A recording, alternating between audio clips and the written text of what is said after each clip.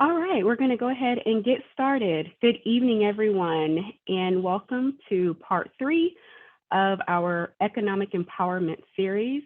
I'm Kimberly Saunders with the Central Florida chapter of the National Black MBA Association.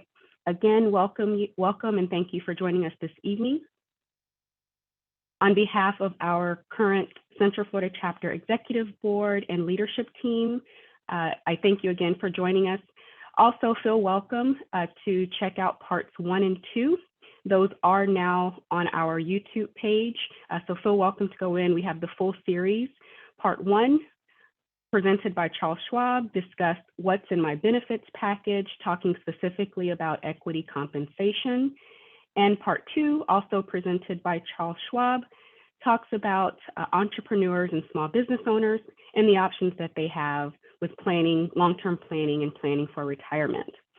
So this evening, we are going to be talking about wealth building through franchising. We have an amazing panel that's here with us today, and this is also in conjunction with our general chapter meeting, so we hope that you'll stay through the conclusion of the meeting to hear about chapter updates, in addition to hear from our current executive board candidates for our next term. They will be telling us a little bit about themselves, so we hope that you will stay for the entire session. At this time, I will introduce our panelists for the evening.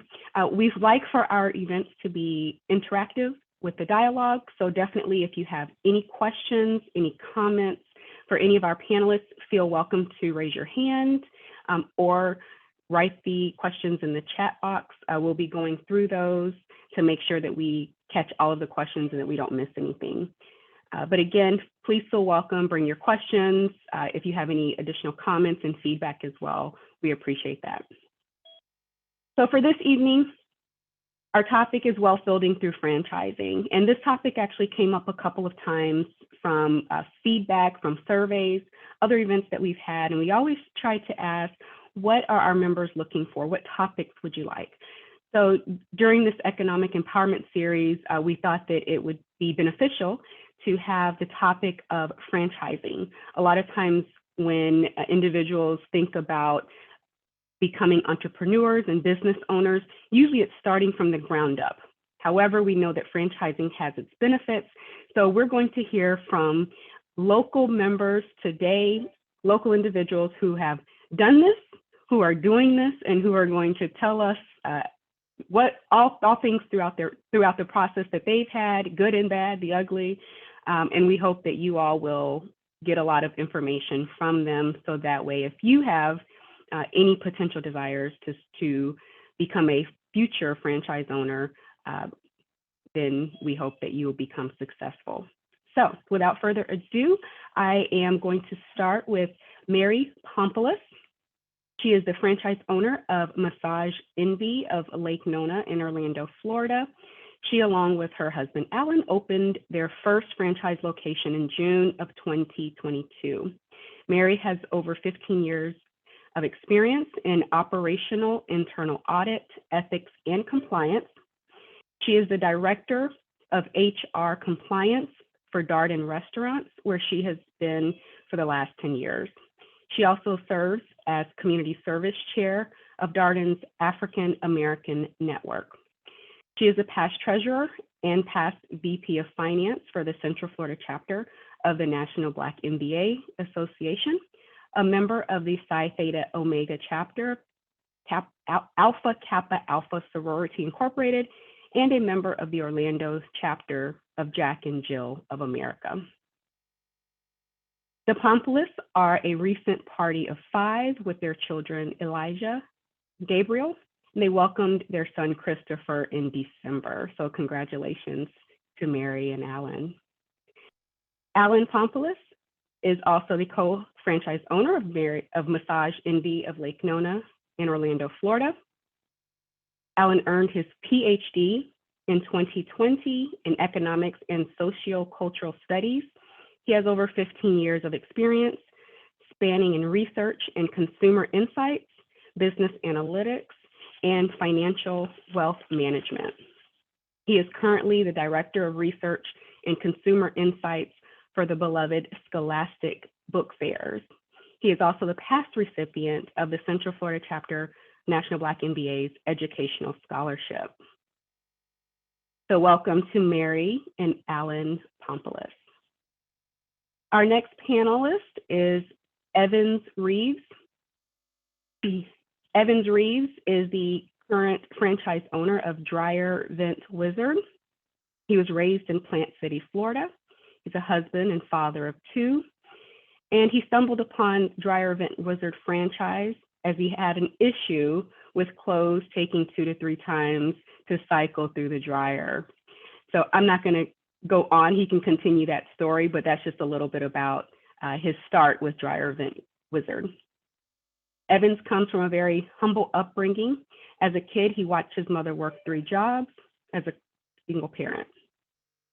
He is a graduate of the Florida Agricultural and Mechanical University and has worked in the population health services as an IT analyst, in which he has over 15 years of experience in healthcare technology, in the healthcare technology industry.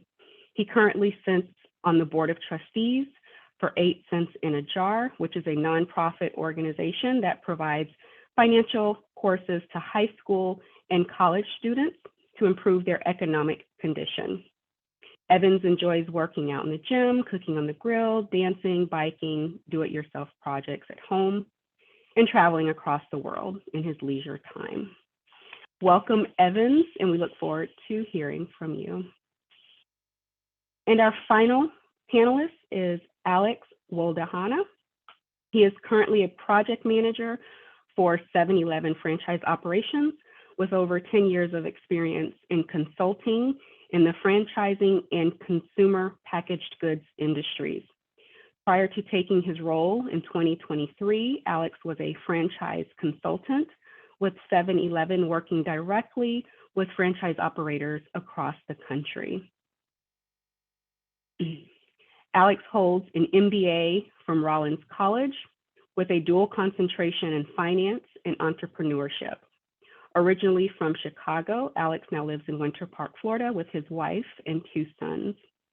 When not consulting, he is an avid mixologist, and he and his family enjoy traveling around the world with a goal to visit at least 1 new country per year. So that's a little bit about our panelists for this evening. I am now going to actually turn it over to them. And actually the first question, this will go hand in hand with the first question, and we'll start with Mary and Alan. But if you can just tell us a little bit more about, and this is to all the panelists, tell us a little bit more about your decision to become a franchisee and how you chose your respective franchise. Thank you, Kimberly. It's so good to be here. So thank you for having us. Our story is maybe somewhat unique. So we were on vacation in Curacao and actually had a moment, right? That moment to separate yourself from work and what you're doing and think about and really kind of just let your mind wander, like, you know, what is something we want to do next for our family, and what does the future look like for us? So during a moment of disconnect, we always loved getting massages on vacation. It wasn't something that we did for more of a wellness aspect of our lives, but we always made sure we got a massage no matter where we went on vacation. And so when we thought about what's next for our family, we thought about investing. And we wanted to make sure we invested in something that we cared about and that we believed in. And so in that moment, this is something that we always reward ourselves with. What if we looked into building something around that? And with that, both of us currently working for, leading companies in our industry, we said, well, what's the brand that is leading in that category? Massage Envy was leading and is currently the #1 brand for wellness in the massage space. And quite frankly, we jumped in. We went headfirst into let's have a discussion, let's explore this. So it's really kind of that leap of faith that you hear people talking about, to just do it, put fear to the side, And, I think between the two of us, we had a lot of experience as well that we knew we could transfer into the business. And so that's really what led us to making the decision with the #1 brand in that category. And again, we really trusted our experience to help guide us through that process. And so the preparation was kind of on the ball and figuring it out as we go. Yeah, I like to preface that a lot of the decision making, I think the decision to choose Massage Envy was very different from the decision to do a franchise. And I think just based on our background, what Mary is speaking to, like our experience, my background's in finance. And so I was very concentrated on the different forms of income, right? So as we were able to disconnect from our corporate jobs and be in this space of reflection and, you know, uh, beautiful weather, and we were just in this very connected state to talk about what happens with our family. And what I like about our marriage and how it works is that I'm much more characterized as a visionary, and Mary is the executioner. So it's this idea of like, yeah, this is how we want to go. This is what we believe in. This is what will help elevate our family. And Mary just took off with that. And so, figuring out how to do that, figuring out what to do, who to talk to, was a sort of an afterthought after making the decision. Awesome. And that's so interesting because usually, when people, especially when they go into partnership, right, it's about not always finding someone that's like you, but finding someone that complements you in those missing pieces. And you all had it right there under one roof. So, you were able to come together, the visionary versus the one that executes. So I love that. Awesome. So we'll move over to Evans Reeves. Can you tell us a little bit about your journey? Sure, Kimberly. Yes, so my situation is very unique as well. I'm the youngest of 3 siblings, but I'm the eldest. And with that being said, I'm the responsible sibling. So I have insurance policies on all my immediate family. And my sister, she passed away in 2016. And I decided to become a franchise owner after she passed away from diabetes complications. So initially, when you get an investment, you think about real estate. And we did, me and my wife, we did invest in some real estate in 2006. We sold it. We sold one of our properties that were kind of far away. And so in 2020, the market was very hot. And we didn't want to get hit hard with a capital gain on our taxes. And so we wanted to reinvest that money the same year. And so essentially, we were looking into different ways we can reinvest the money, and real estate just wasn't one of those avenues at that time because the market was very hot at the moment, and we couldn't put the same amount of money that we put previously from that property that we sold into another rental property and get the same return on investment. And so around that time, I was talking to my frat brother about the same, about everything that I just said. And then he owned 2 franchises, Club Pilates, and then he sold both of them for $5 million each. And he loved franchises so much that he opened up a franchise consultant business where it's literally like a real estate agent for people that's looking into franchises. And so he doesn't get paid until he finds you a concept that works for you. Pretty much like a real estate agent, don't get paid their percentage until they find a house that fits your needs. And so initially, so he gets information from you, like how much would you like to initially invest out of pocket? Do you want to be semi-absent, 100% absent? And then he finds the franchise concept for you. You review the FDD, the franchise disclosure document, and then it was up to me and my wife to validate. And so during this discovery or during this search for a franchise, our dryer we thought was broke. And so wife, she tells me, hey, I believe our dryer's broke. It's taken me 2 and 3 times to actually dry our clothes. Can you call a repair guy out to come look at it?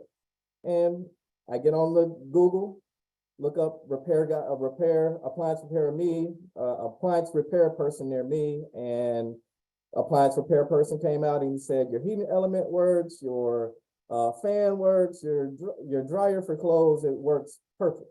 What's wrong with it is your vent is clogged. It's clogged with a lot of lint, and that's the issue. And so I'm like, well, go ahead and fix it. And he was like, I work on parts in the dryer. I don't work in the pipe. I don't do all that good stuff. And so essentially, as I'm looking for franchises with my frat brother,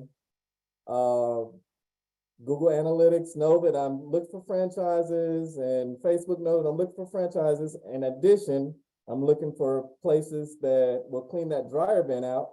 Good old Facebook. Scrolling on Facebook timeline, and Dryer Vent Wizard comes up, and it's talking about franchise opportunities. So I reached out to my frat brother, told him to research the company, get us connected with them, and in March of 2022, we opened doors, and here I am now, 14 months later.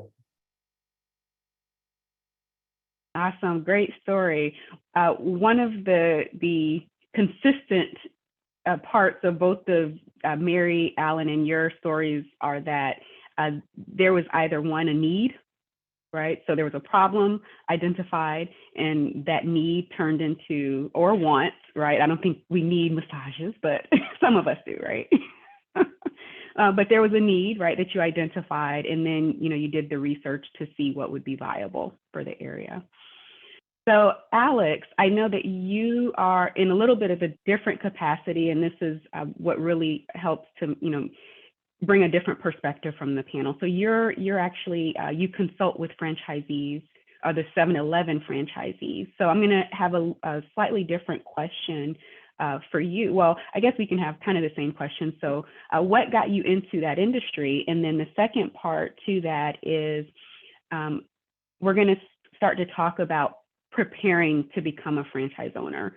So those things are, financially, as well as those things that are not necessarily financial. So 2 questions is what brought you into this industry? And then also, what do you find as far as the franchisees that you consult with through 7-Eleven? What are some of those characteristics that you notice that all of them have? Yeah, sure. Thanks for having me. So I do agree with you, my obviously a little bit unique situation compared to some of our panelists, but how I got here is actually somewhat similar. So I actually started the journey to franchise with 7-Eleven back in 2018, after about 10 years of working in corporate America. Kind of had that light bulb moment that, I was really looking at the future as far as working for someone else, or just kind of doing the 30 years of retirement thing that we all have been taught as kids growing up. And I realized I didn't really want to go down that path. In my previous role as a consultant with Philip Morris, I dealt directly with 7-Eleven. So I knew a lot of people within the organization. So I kind of started that process to franchise a store. Fast forward about 6 months into that process, and I just realized that the things that I was looking for within 7-Eleven weren't there, specifically location.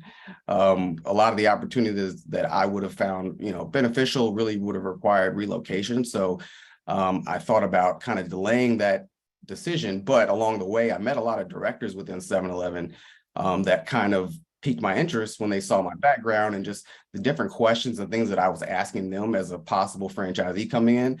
They kind of had that light bulb moment that, we could really use someone like you on our side of the business, because we have franchisees that come from all around the world, different backgrounds, don't necessarily always have any type of specific background in business, and could really use some help on the consulting side. So they positioned it in a way where I would get more of an inside look in the organization, working for the organization, but also could then, further decide later, is this something I want to do? And 4 years later, I ended up liking it a lot more than I thought I would. Because again, it's really the things that I like to talk about and work on, which is growing business. I could dissect a profit and loss sheet pretty simple. And I worked with people that, they might be an engineer, they're doctors, they're immigrants looking for a first opportunity that have all different backgrounds, and they really get a lot of help from getting the ins and outs of that type of consulting. And so that's how I ended up working in franchise consulting with 7-Eleven. The possibility might still be there for franchising for me in the future. I'm looking for some very specific things with them, but that's kind of how I got to where I am today. The second question, so you were saying as far as characteristics? Yes. So I think each of the other panelists kind of touched on it. I mean, it's kind of, for one, you kind of have to have that passion, that light bulb moment where you realize that, this is something you want to do. Some people, it's about the product. Some people, it's about the lifestyle. Some people, it's about the freedoms. But it really kind of varies just depending on what your background is and what you're looking for. And I think, seeing from retail franchising, like mine, or the drive-in business, and then to Massage Envy, they're all such different aspects. And you've probably seen, each one of these guys have seen all the different franchises that will advertise to you through those algorithms that hit you on the internet. And they all have a common thing. It's just about customer service, about what type of lifestyle you want to have. There are ones that are much more hands-on versus ones that are, absentee. And so it's a little bit unique for every person, but that's the beauty of it, is there's a franchise out there pretty much for every type of personality. Awesome. Great. Thank you so much.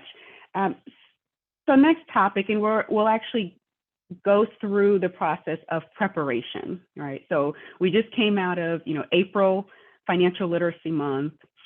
We talked so much about economic empowerment. Part of the mission of the National Black MBA is wealth building, economic empowerment, and educational advancement and opportunities.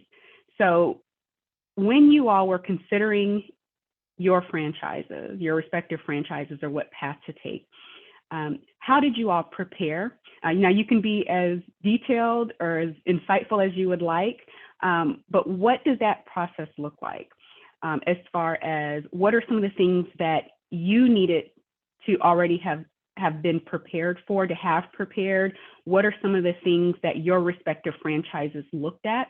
And then what are some tips that you all have on how others can get there if they're considering to go the franchise route? And anyone can come in. Okay, so this is Mary. One thing that you really have to be prepared for is kind of qualifying in a way with the franchisee. So, there will be requirements that you have to have in order to be able to pursue what many generalize as Discovery Day. To get to Discovery Day, which is where you learn a little bit more, more of an in-depth one-on-one time with the franchisee, you have to go through a qualifying process. I would say if you've purchased a home, it's pretty much like that, but on steroids.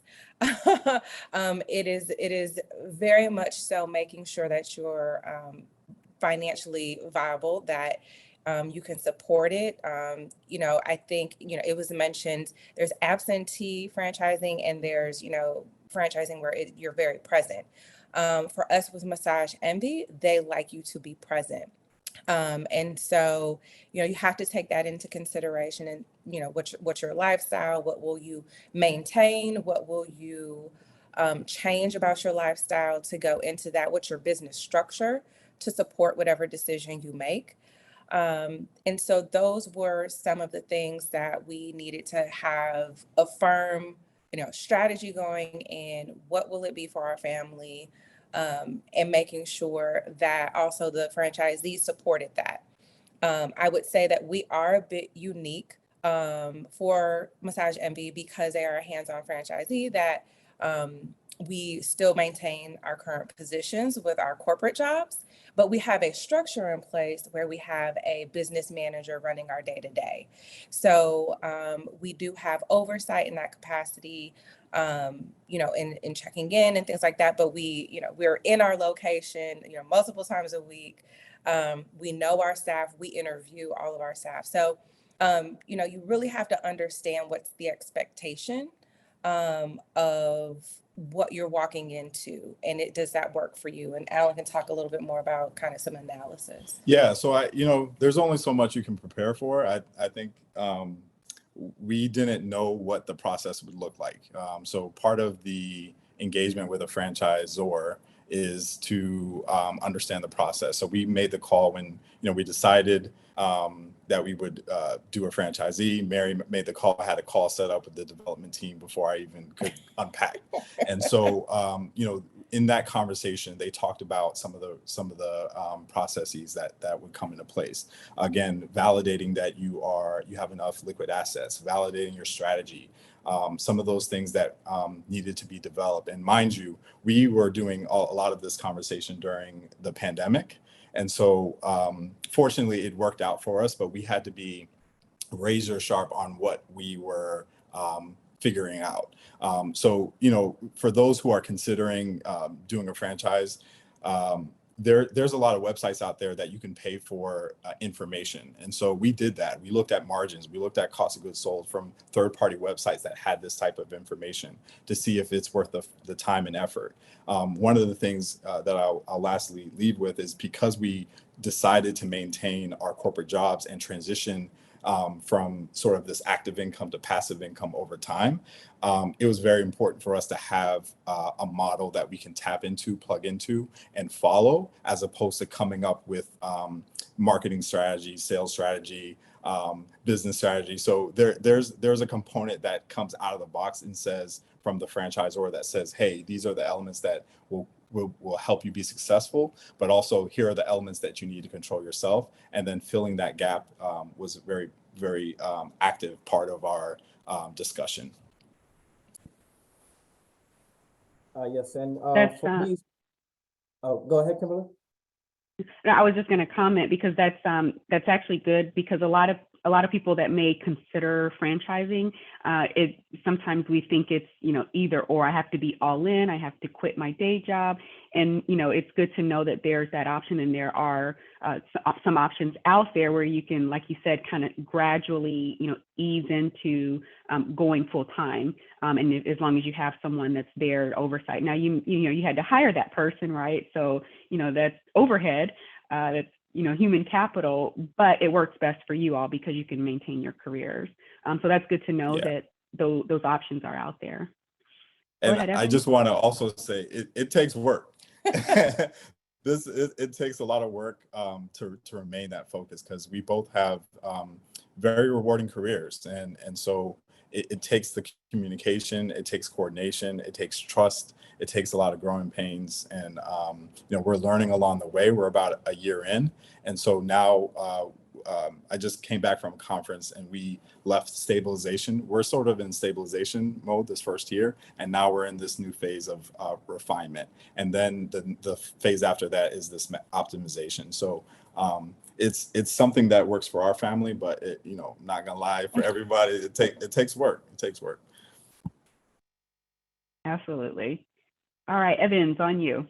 Yeah, some of the considerations before exploring becoming a franchisee, just as Mary them stated, do you want to be semi-absent? Do you want to be absent? Do you want to be the person doing the work? I too, up until February of this year, was employed in corporate America. And so I was semi-absent, and that was a big consideration of mine. Do I want to be the man in the business? And so that was a big consideration. How well do you handle risk? Hopefully when you do your research. Did I say do your research?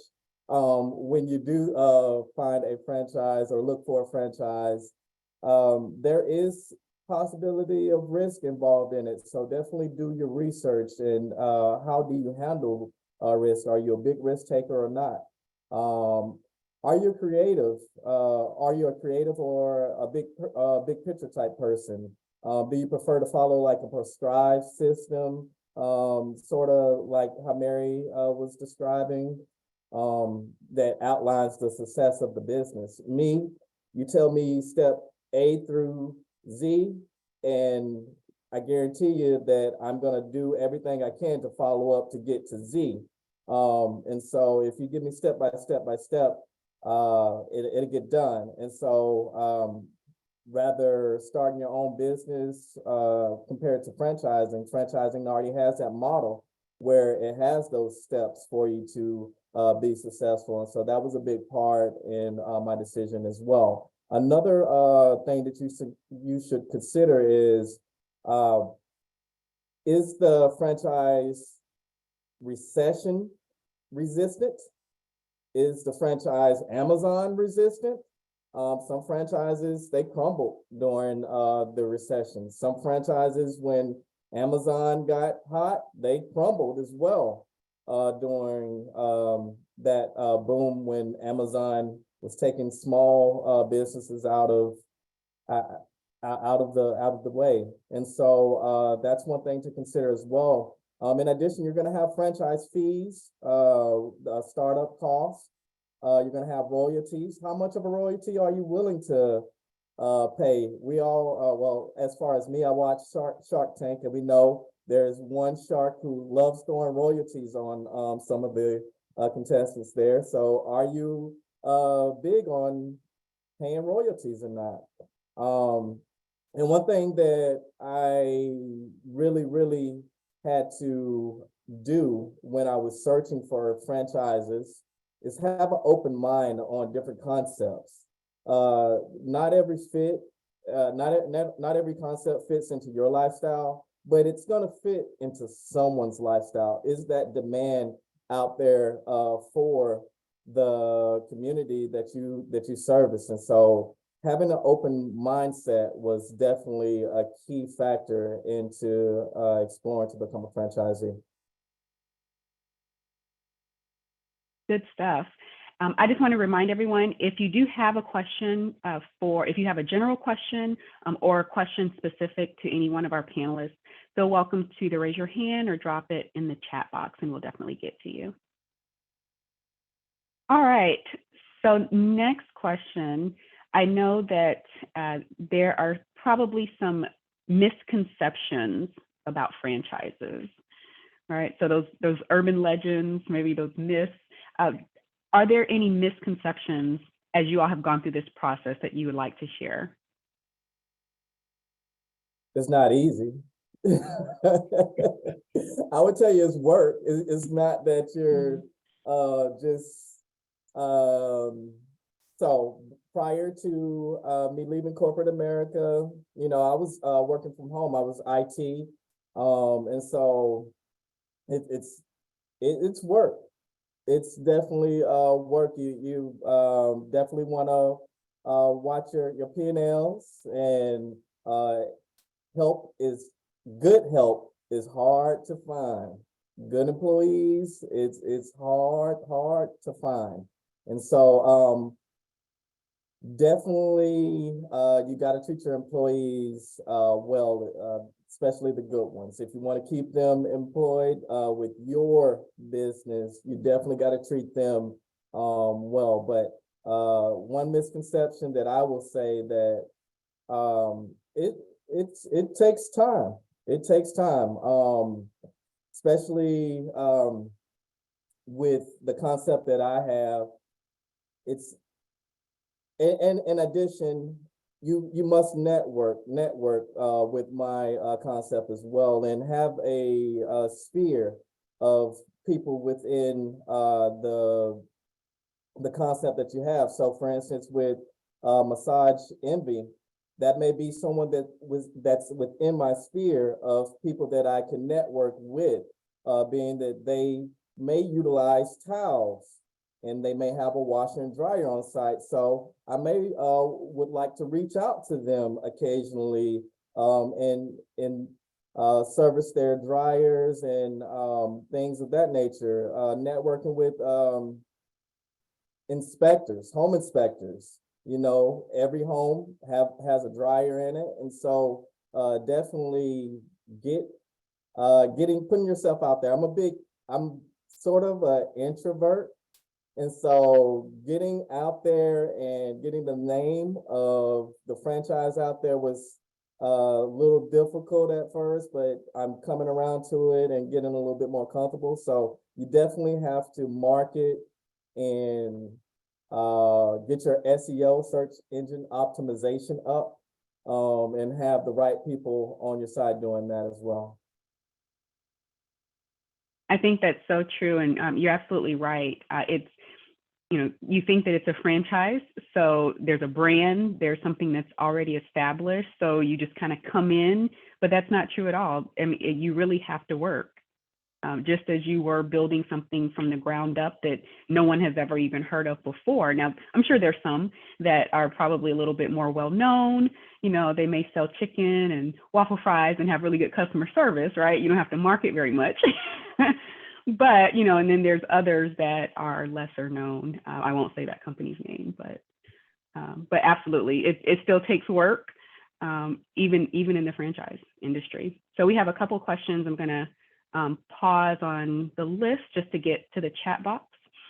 In year one, were there any surprises, good or bad, that you did not anticipate? And that's to anyone on the panel. Yeah, I think, yeah. So going back to this sort of picks off and leverages the last question, but I think it was a business critical decision to hire a certain project manager. And so the Massage Envy gives you these options of you know, general contractors and things you should work with. But at the end of the day, I think what Evans is saying is like, you're responsible for hiring the people and the personnel.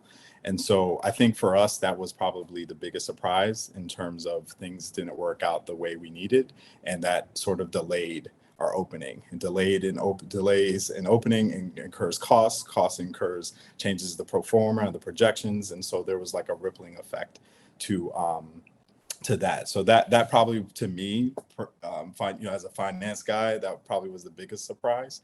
I don't know if you have any other Misconception. So I think what you don't think about is, as you mentioned, like there's a model set up for you. You're new to that model. You don't know that model, and you have to learn and understand, and there are nuances, and you have an expectation of what the model may be and how it works, but you really have to learn that model. And that, you know, is like any other, you know, new task you take on. You have to learn. There are going to be hiccups along the way, but you have to make it work for you. And I think it depends on your industry and the network of the franchise. And so for us, we're a membership model, which has, you know, I'll just say we have home locations, right? So that's a thing of itself, that you have to navigate. You have to work with other franchisees. There may be some other brands where, you know, you don't really have to interact with franchisees, but ours is one where, like Alan said, he just came back from a conference of all Massage Envy franchisees. So there's a camaraderie from a regional perspective, that you also have to, you know, sometimes keep in mind, depending on how interconnected that network is. So while it's set up for you, you still have to make it work for you. There are still some decisions you have to decide, am I going to opt into this, or am I not going to opt into that? Am I going to move with innovation in certain spaces or not? So while it's set up, you still have to unwrap that box and put it together and really make it work for you. Yeah. I mean, even down to space, like our Massage Envy location is one of the smaller spaces, but they put out some research that the profitability is better for smaller spaces. So we have unproductive space. We have less unproductive space than productive space. So again, down to these business critical decisions, it's really the misconception is like they put this model in front of you, and it's up to you to make those decisions and see what works out for you. And I would say, to answer the question about within that first year, man, it's a learning curve. you have an idea, you've gone through a process where you think you understand, but you have to expect the unexpected at every turn. For us, we have a public facing franchise, and that just comes with that customer service aspect. Again, our network is very interconnected from a financial standpoint, and just what you don't know till you know. So you really have to be prepared to Adjust. adjust and Adapt. yeah, and adapt and encounter things and make some, pretty important decisions within a timely manner to continue navigating. And it's all a learning curve. So you have to be prepared for the unexpected in that first year for sure. Yeah, and to piggyback Awesome. off of that, adapting to consumer demand is very big as well. No matter how big the franchise grows, it's all the consumer that will dictate your success. As a franchisor, it's important that you keep track of changes in consumer habits and the demands, and if you can meet those requirements of those demands. You also will need to just strategize, put strategies in place as you're growing, as you're learning the industry as well. And so that's a big misconception as well, is you have to adapt. Sometimes you just have to pivot. Sometime, for instance, I have a commercial on Spectrum right now. I'm potentially going to pivot from advertising on the TV to the radio. And so you have to be ready to adapt and be ready to adapt on the fly when the consumer demand changes. Great feedback. Alex, I want to come to you with this one. So a question asked, with so many franchises out there, at what point did you decide to get a consultant? Now, as a consultant, and I'd like to start with you on this one, at what point do you start to communicate with potential franchisees, or what feedback could you give to a potential franchisee? At what point should they start working with a consultant, since you're one yourself? Yeah, I mean, I think honestly, I mean, there's two different types of franchisees. There's the person that is looking for something very specific, whether it would be buying into a franchise in an industry that they're already used to. So think of the McDonald's longtime manager employee that decides to buy a store. But then you've got the person that's more broad and more, more open.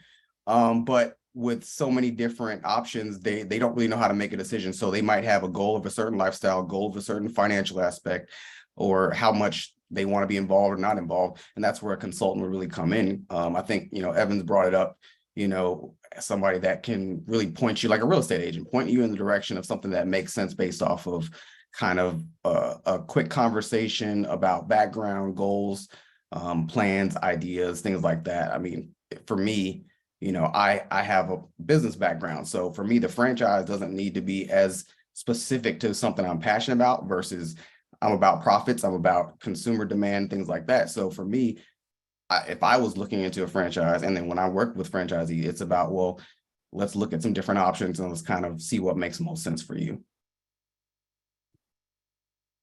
Okay.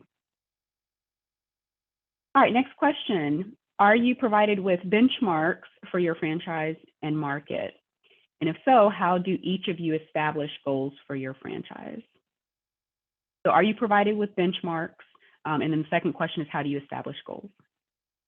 I was waiting for this one. So I don't know if all franchises are the same with that, but I do know with 7-Eleven, for example, we've got two models. You can buy a brand new store from the ground up. So there are benchmarks provided, but they're a little bit more, it's a little more blurry because you're basing off of possibilities. But then you can also buy existing locations. And with that, you actually do get to a certain point in your process where you're provided the financials for that store so that you can kind of understand if you were to run it, a certain way, this is the profitability you could expect. And these are the things they would look at is, how much annual income or how much revenue does that store bring in?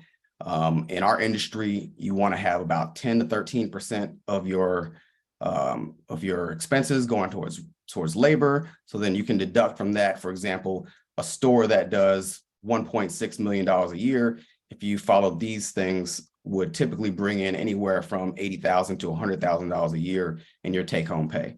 Those are the type of things where the wording in any of our documents, obviously, are going to let you know that this is not guaranteeing this amount or this success, but it gives you an idea of, if this, then that for existing stores, and then a little bit more broad and blurry version of that for completely built from scratch stores based off of the comparable stores in the area, whether it's a suburban store, a neighborhood store, things like that. So we do give some benchmarks to give you every bit of due diligence to really understand, what are the profitability aspects for the store. Any other panelists want to talk about I benchmarks, goals? Yeah, I love this question. I'm a data guy. I have, my background, as you mentioned, is in business analytics, and I wouldn't be worth much to the business if I didn't contribute in these ways in studying metrics. So I look at quite a bit of metrics on a daily basis. We have this wonderful dashboard that tells me what's happening day to day, close ratios, service revenue that happens. We look at, it even gives sort of insight into culture and people and, birthdays and things like that. So I'm always constantly looking at metrics. When you are engaging with a franchise, they often provide a FDD as part of their due diligence. And I would definitely recommend some of the stats that they have built in. So we knew when we were basing off our pro forma, like what should you expect for a first year to one for a franchise that is open between 1 and 3 years. So we benchmark off of that. We had tiers that they presented. So, the top 25% make this range, top 50%. And so we gold off that, considering our area in Lake Nona.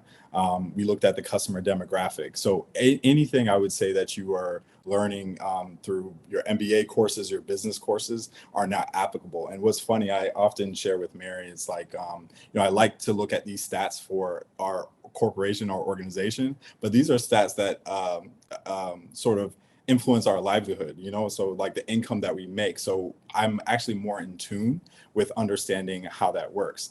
And so one other thing that's really important in us looking at the metrics and things like that is communicating with our manager and having those coaching discussions. If things are, if we have months where we're not performing to where we need to be, we have those coaching discussions of what can we change, or what's happening with this person, what's happening with them personally, how do we influence them, how do we motivate them, we have a list of what's called like favorite things that we may use to sort of motivate our employee staff. So we understand that some people are motivated by cash or time or different elements, and so it's really good just to have a good pulse on the metrics that they provide. We're also able to benchmark again other stores. So I typically look at other stores in the North Florida area or the Florida area. I look at stores with the same amount of rooms that we have. I look at national averages. Culture surveys are provided to us, certain parts of the year. So I think we look at all those things, and those are very important to managing and running the business.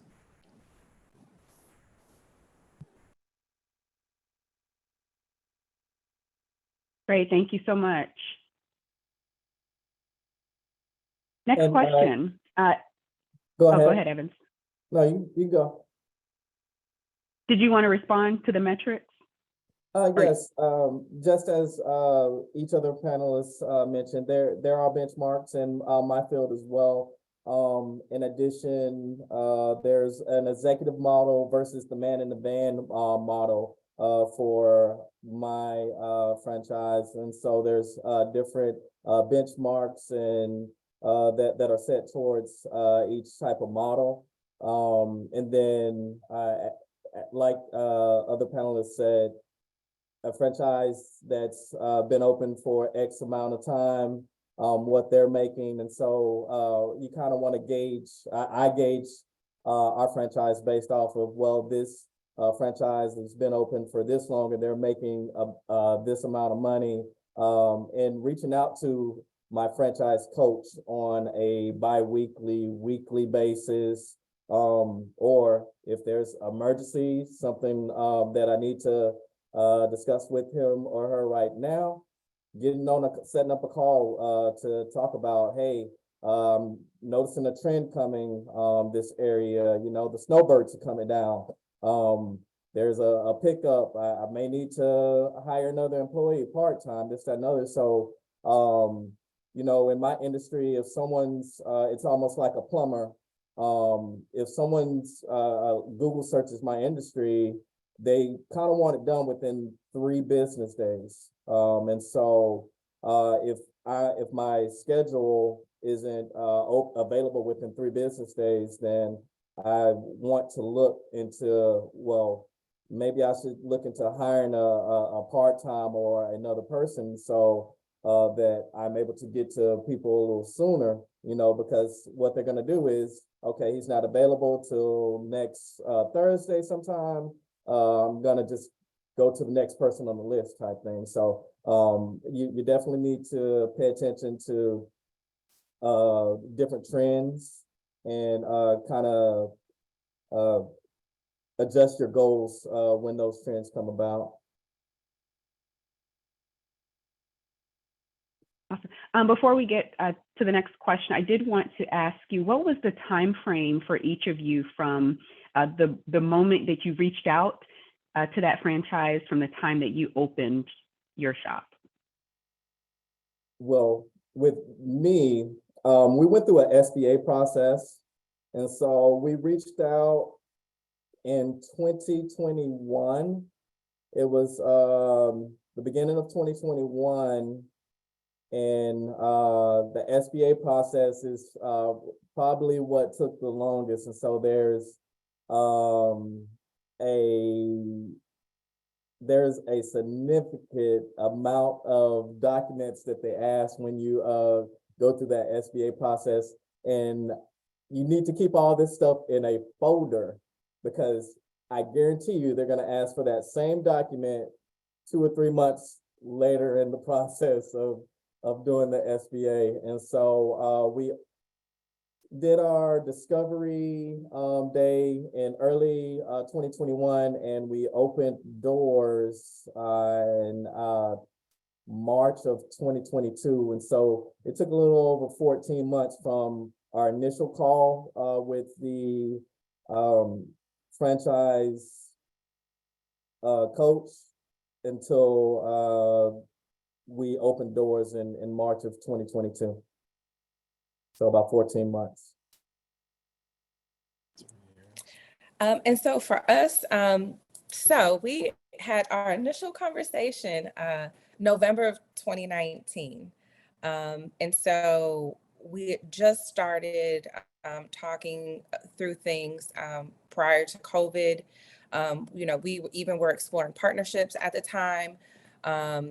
With putting a collective together and making sure that we reached out to some of our closest friends, just saying, hey, if you want to jump in with this, with us, let's start talking. So we had some time there, but then COVID hit for us. And for the brand, they really turned and pivoted towards supporting existing franchisees for probably about 4 months before we got back in talks with them.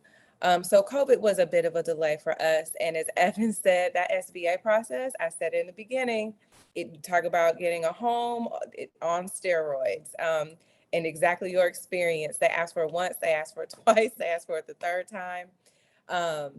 Real life, that process made me cry.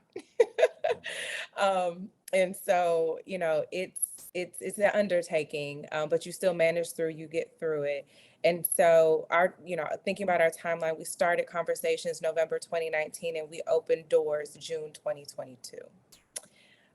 So we had COVID played, a factor in that, but between the SBA process and, as Alan mentioned before, having a project manager, that, unexpected delays, things didn't go as planned.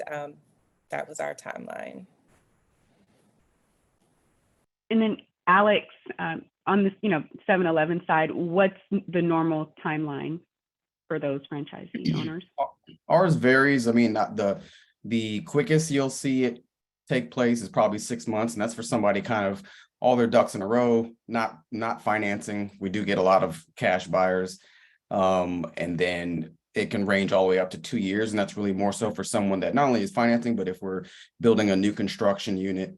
But to their point, a part of the journey is the process itself, but then the other part is just kind of, things come up like COVID, and you never know how things are going to be. So it's a wide range, but the earliest you would be able to really go through the process with 7-Eleven would take about 6 months. All right, last question that I see in the chat box. Alan, you mentioned attending a conference. So for each of you, what other types of support do you receive as a franchise owner? Yeah, the national conference was held in Denver, Colorado. And the first one I went to was Baltimore. Yeah, sort of DC. But the Massage Envy network is amazing. Our regional support has won Region Support of the Year. So our support just in broadly was excellent and is excellent, continues to be. It's really good. I find it extremely valuable to network with other owners. I network with other former NFL players and people, celebrities, and you have the sort of what I call the blue collar franchise owners like us who still in our corporate careers. And so you have people ranging from several 12, 13 franchise store clinics, and having conversation with me in my early start in one. So the conversation is excellent. I definitely welcome networking and speaking to other owners within the brand that you're considering. Yes, some of the resources that I have available towards me. So there's a national conference that we have on a yearly basis. And so we're under the Neighborly brand, where there's multiple home services industry franchises up under this brand. You have Mr. Appliance, Mr. Electric, all those. And so we meet yearly. The first conference that I went to was here, actually, in Orlando. It was right when the pandemic was over, and they were starting conferences up again. So I paid my initial fees the week that the conference had started, and so I was able to be able to attend the conference, and my eyes were open like a deer in the headlights because I haven't opened doors yet, but I was hearing, what other franchisees were going through and stuff. And so they'll tell you the truth now when you talk to other franchisees. In addition, they give you that FDD. In the franchise disclosure document, there's a list of every franchisee that is up under that brand. And during your discovery, they have their phone number in there. And so you can call that particular franchisee and say, hey, how are you doing? How's your franchise doing? Is it lucrative? Would you do this again if you had to make this decision today? And so I've met different franchisees where franchisors where I do have their personal cell phone number, and I call them when I have different questions to see what's going on in their market, what's working for them, what's not working for them. Are they using Angie List? Are they not using Angie's List? Are they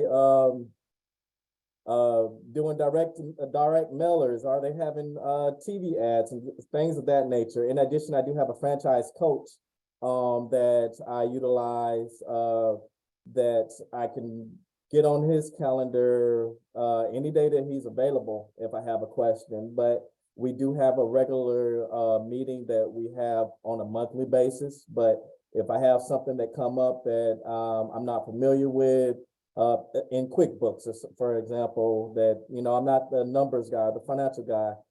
He has some subject matter expert in that. So I may ask him, hey, let me set up 30 minutes. I'm gonna share my screen and let's run through my QuickBooks for 1 second. Him and my CPA maybe get on that call together with me at that same time.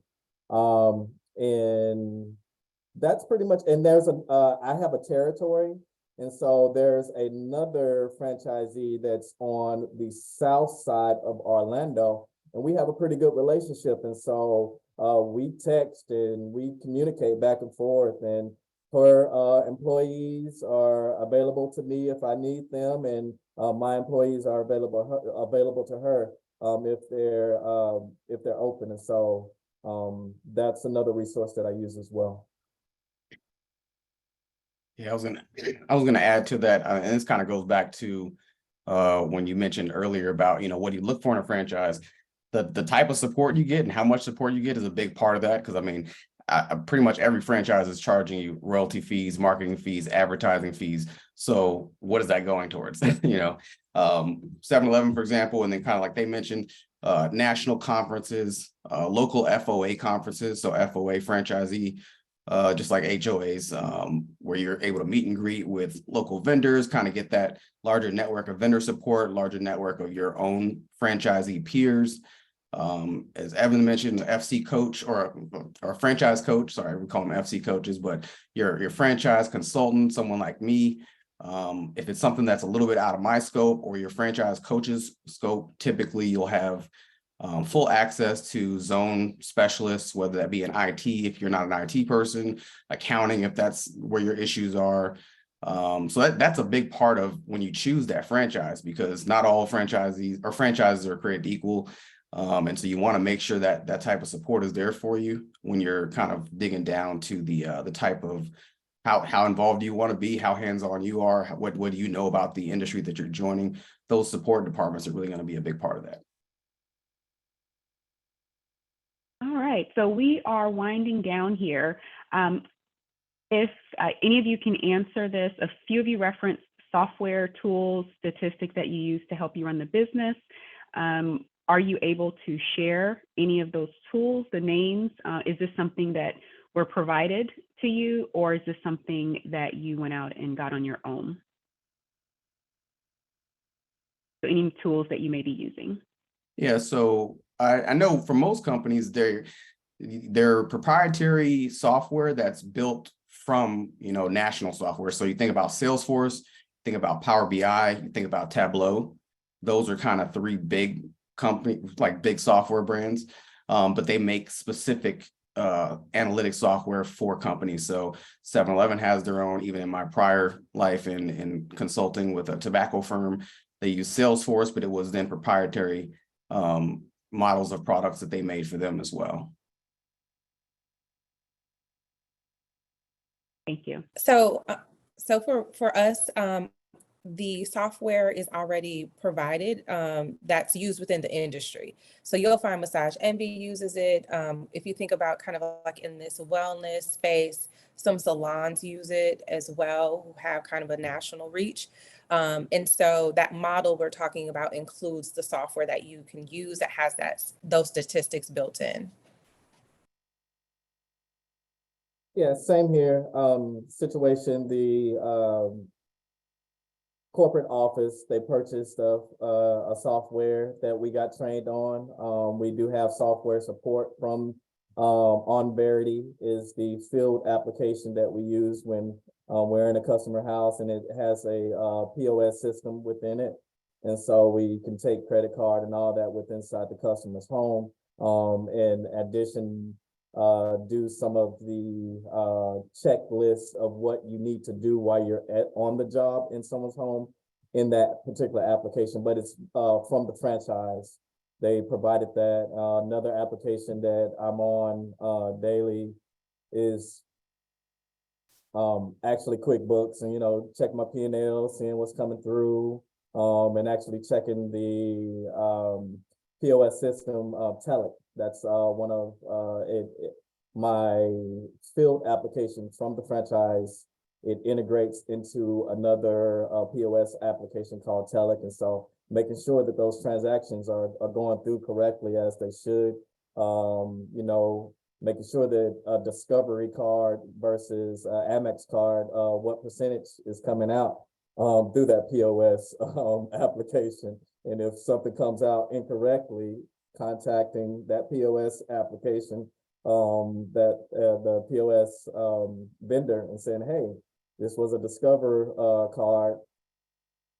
Per my contract with you, you're supposed to take out 1.5 or 2%.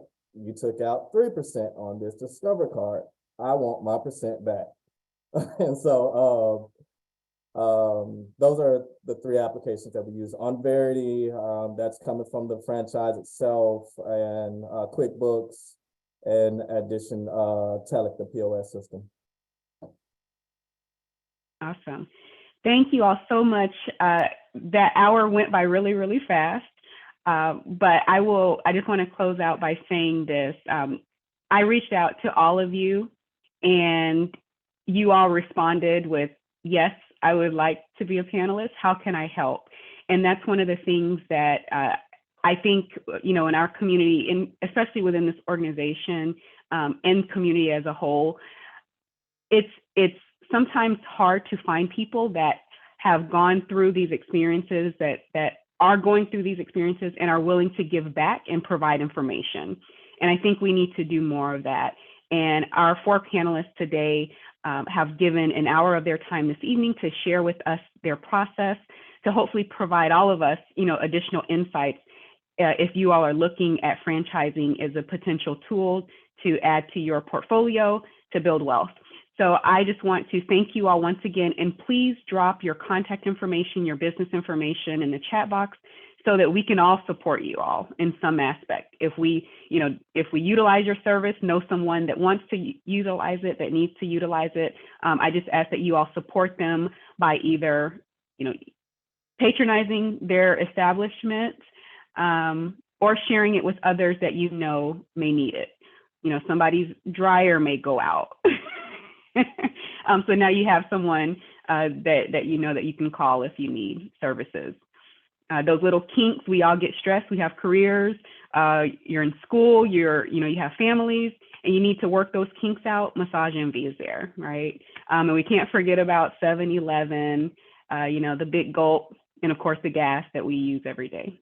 So I just want to thank you all once again for joining us this evening. Please support for the panelists. Please support for those of you that are in attendance today. And we just want to say thank you on behalf of National Black MBA Central Florida. Are there any final words that you all would like, any nuggets that you would like to leave with us?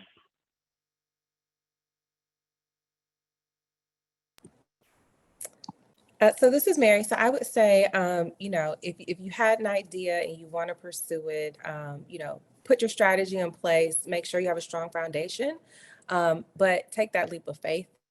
You never know where it can lead you. If it's, for you, like, trust God in the process, surround yourself with good people to help you along the way. Research. Did I say research? Pray about it, put a plan together. And like Mary said, when you jump off that cliff, there's definitely, you're gonna have some bumps and bruises, and maybe a few boulders that come along while you're going down, but eventually you'll be able to glide and land safely. And so definitely take that leap of faith and have faith that your plan is gonna fall through, is gonna be successful. Lastly, I'll add, kind of going back to the question earlier, when you think about franchising, the myths and misconceptions, one of the biggest ones is that, anyone that owns a franchise or owns a business for that matter is rich or wealthy. And I can tell you firsthand that there are franchisees out there that make less than you do in corporate America, whether that's through bad business running or maybe they're just a one-store operator or whatnot. But I think one of the biggest things to think about is not just what franchise you want to be a part of, but then how are you going to grow that franchise? So are you a one-store operator? Are you a 10-store operator? Do you want to become more of a CEO or the district manager style or hands-on one-on-one operator? So think about that. It's about what your goals are. It's not necessarily about, am I going to be rich? Because it's not guaranteed you're going to be rich, but you might be happy. It's all about what's your plan for getting into that franchise and growing it for yourself. I love it. I love it. Awesome. Thank you all once again. We are now going to transition. Feel welcome to stay with us. We'll just be a couple more minutes. We're going to transition over into some general chapter information. So please, if you all can just stay with us for a few more minutes. We are going to be going into our candidates. We are in an election year, election cycle. So I do want to talk a little bit about the organization for those of you who are not members yet.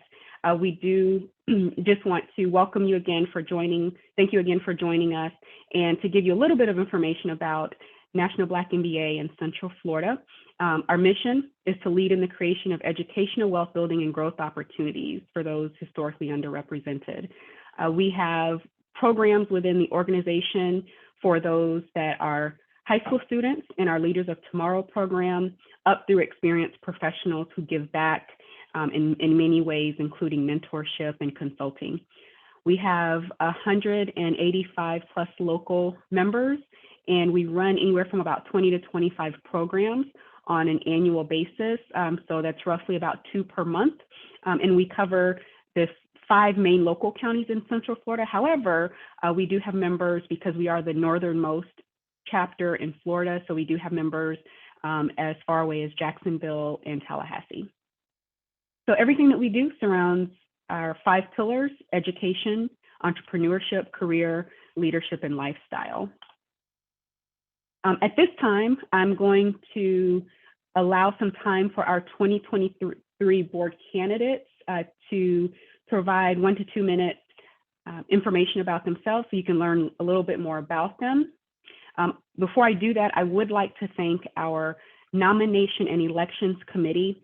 So Lamont Jackson, he is one of our previous past presidents, as well as lifetime members, as well as Stephanie Hampton Best, who is our immediate past president. They have been over the last couple of months gathering information, communicating with the candidates, and verifying their eligibility to run. So I just want to thank the 2 of them for getting us to this point. So now I will introduce our 2023 board candidates. So as I introduce each of you all, if you can just come off of mute and cut on your video, and you can provide us 1 to 2 minutes to let us know a little bit about yourself. So our first candidate is Miss Monique Paul. Good evening, everyone. My name is Monique Paul. Can everybody hear me? Can you hear me okay? Yes. Okay. My name is Monique Paul. I have been nominated for the position of VP of Records, and I have gladly accepted the nomination. At this time, I am running for VP of Records for this organization, the Central Florida chapter. Just a little bit about myself and why I feel like my qualifications meet the criteria to serve on the executive board. I have been an active member for the National Black MBA since 2018. I have served on the grants committee as a volunteer for the past 4 years. I've worked in public service for 14 years. So really serving is one of my core foundations. I earned a dual master's degree for business and finance in 2019. I also advocate for underrepresented and less fortunate single mothers and youth, as I too was a young teenage mother who has defeated all odds, and I overcame most of the obstacles against me. So I feel like I am proof of what a woman on a mission can do. I am grateful to be part of this organization and to have served these past 4 years. I do look forward to working and developing in other areas of the organization. Although I have served, I have also grown personally and professionally. So at this time, I honestly believe my skills and experience is suited to serve as your VP of Records. Thank you. Thank you so much, Monique. All right, our next candidate, Gary Moses, Vice President of Finance. Good evening, everyone. My name is Gary Moses. My current role in the organization is the Assistant Treasurer of National Black MBA for, I lose time very quickly, I'm going to say between 3 and 4 years. And I was honored to serve with an amazing board that just continued to do in the midst of COVID, in the midst of so many other things. They just continued to do to where we won chapter president awards back at in Chicago. But for me, my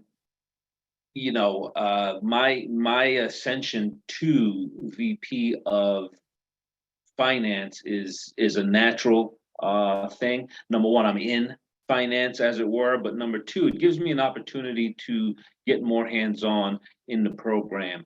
Assistant treasurer, I got to do some things, but Camille was so good at her job that many things for me was just calling out numbers. But this would give me an opportunity to really dive into the inner workings of the organization.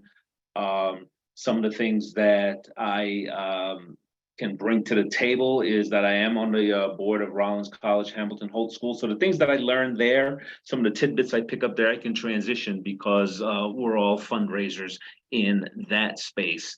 So with that, I mean, it's very simple for me as far as I just want to do more to really continue the good work that has already been put out there. The groundwork has been laid. So let's continue to strive. Thank you. All right, thank you so much, Gary. Our next candidate is Mishka Montrop. Thank you. Hi, everyone. My name is Mishka, and I am a senior project manager for Canon, where I manage one of our largest project portfolios, a healthcare organization, as well as I provide PM consulting services to small businesses, owners on the side. I'm a recent graduate of LSU, so that's what brought me here to the Black MBA Association. I had another classmate who was a part of Black MBA Association, went to conference, was like, you got to be a part of this organization. So that's what brought me here. As far as my commitment to, community service, this is something that's been a part of my journey since an adolescence, being student government president in high school and in college, student government president. And that transitioned me into being like a mentoring director for a nonprofit organization in New York City, where I'm originally from, in Utica, Central Florida. So I was in charge of a mentoring program, which was such a fulfilling, role to see, some of the, undeserved young women in New York City grow into beautiful, young ladies. So that was something that was, just such a passion point for me. And, like everyone else, we kind of get into the moving and grooving of our careers, and coming back to, Black MBA, National Black MBA Association of Central Florida really is a exciting opportunity for me to kind of get back into the swing of things, get my hands dirty, pull up my sleeves. And if anybody understands the value of having a good project manager on the team, definitely looking forward to bringing my skills and services to the board, and really just help, transition, just in terms of the vice president of administration role, dealing with mostly the membership, really looking at ways that we can, improve membership, retention, and really just learning and growing with the board. And I'm just excited to be a part of this organization. Thank you. All right, thank you so much, Mishka. And our final candidate is Ms. Camille Dixon. Hello, NBA members and future members. My name is Camille Dixon, and my background is in public accounting. I am a Knight, go UCF. I also have my MBA from Rollins, Crummer Graduate School. I found this organization a few years after completing my MBA, and as I was researching it, I really strongly identified with the mission and giving back. And just as an active member, I loved the fact that I could come to events like we had tonight and leave with something that I could act upon. Over the past 4 years, I've served as the chapter VP of Finance, and I have the honor of working with such a wonderful board and panel of directors. Within the activities of the last 4 years, I've seen how we've built on the foundation of those that have led before us. And my objective really is to continue that journey by building and supporting the new board of directors, by continuing to support and grow membership, and by giving back to the community. Whether as a part of the board or as an active member, I think this is a wonderful organization. Next year is the 25th year of the organization, and as the chapter gears up to celebrate that quarter of the century of members and community impact, I hope you will join me in not only admiring those that are part of the past, but also join in the next board in building the future. My name is Camille Dixon, and I hope you will vote and provide support for the next leaders of this chapter. Kimberly, back to you. Awesome, thank you so much. So those are our current board candidates for 2023. Those of you that are financial members, you will receive an email ballot next week. So if you are a member as of the end of April, so April 30th of this year, you will be receiving a ballot. Those will be open for, I believe, 10 days, if I'm not mistaken, Stephanie. Those will be open for 10 days. And then once that closes, and then we'll do the official presentation of our new board. So thank you all to our candidates. None of them are running, they're all unopposed. So I welcome our new board members. I don't want to be too hasty to say that, but I feel very confident in the candidates that we have. And I look forward to continuing to serve on the board in a past president's role and being still a very much involved part of the team. This is a great organization. Okay, so now I just want to provide you all with some upcoming deadlines. Our scholarship deadline is approaching May 13th. If you know of any undergraduate or graduate students that are continuing their education going into the fall of 2023. Now, you do have to be a member of the organization, but they can always join upon submitting their application. Undergraduate and graduate students, as well as our Leaders of Tomorrow LOT alumni, so those are our high school mentoring students that are graduating seniors for this year, are able to apply, in addition to those that are currently in college that were members of the Leaders of Tomorrow program. This year, we do have a new scholarship program, and those are for our hardworking professionals that are pursuing some form of professional certification. So we now have a reimbursement program. So if you have completed a certification from May 13th of last year through May 13th of this year, you are eligible to apply for certification, and there is a cap on that. So please, if you have any questions, email our scholarship director, Atia Appline, at scholarships@cflblackmba.org. Next, we want to invite you to the National Entrepreneur Center's 20th anniversary celebration. On May the 24th, there is a connections event, a wonderful networking event that they have planned. For those of you that are not familiar with the National Entrepreneur Center, that is the facility that we actually hold our in-person events out at the Fashion Square Mall, but it is a community of 17 resource partners, and all with the mission and vision of empowering Central Florida's businesses. And so you will find various organizations that are part of the National Entrepreneurship Center, including National Black MBA Central Florida.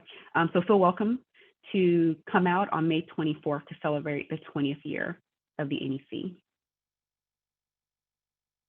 It's conference time. We are back in Philly for National Conference, September 12th to the 16th. Registration is now open as of last week. They also have included, for those of you that work for organizations that will pay for you to go to conference, they did include letters that are on the conference website that you can present to your employer to try to get that conference ticket paid for. So we encourage you to attend. This is a conference every year that has upwards of 8,000 to 10,000 individuals from various chapters all across the country. So we look forward to seeing you in Philadelphia. And this year, our national headquarters is having a cruise for a cause. It's November 3rd to the 6th, right here from Orlando, Florida, over at Port Canaveral. And this is a 3-night, 4-day cruise. And this will benefit the National Leaders of Tomorrow program. So if you're a person that loves to cruise, loves the water, feel welcome to go to the website. I believe Camille is putting the website in the chat box, so you can check out the pricing, the cabins that are available, and then a portion of the proceeds goes back to Leaders of Tomorrow in HQ. And last but not least, we are in giving season. Our Leaders of Tomorrow program for Central Florida is gearing up to attend their National Leadership Summit and Case Competition, which is June the 28th to July 2nd in Dallas, Texas. We have a wonderful group of students this year that will be completing our Leaders of Tomorrow program, and we are raising funds to send them to Dallas to compete in the case competition, as well as participate in a 3.5-day summit in leadership conference. So we ask that you scan the QR code or click the link in the chat box. Give a little, give to lot. So $5, $10, $100, whatever amount that you can give to get our future leaders to Dallas. As always, I want to thank our sponsor and presenters for our Economic Empowerment Series. So parts 1 and 2 were presented by Charles Schwab Advisors. Definitely want to thank them. And then, of course, for the entire Part 3 series, Charles Schwab was our sponsor. So welcome to go to their website, check out the offerings and the services that they provide, in addition to if you have an interest in exploring job opportunities there. But definitely want to give a shout out to Schwab, who's been a partner with us for the last 4 years now. Again, thank you to tonight's panelists. Again, all of our economic empowerment sessions will be on our YouTube page. So if you joined late or missed any part, or it was so good and you want to watch it again, rewind it back, check out our YouTube page. All 3 parts are there. Part 1 is up. We'll upload parts 2 and 3 over the next couple of days. Again, thank you. If you're not following our media pages, make sure that you check out our website, Facebook, LinkedIn, and Instagram, and then of course our YouTube page. So that is all that we have for this evening. Thank you for joining us. Keep an eye out for upcoming events and have a wonderful rest of your week. Thank you so much.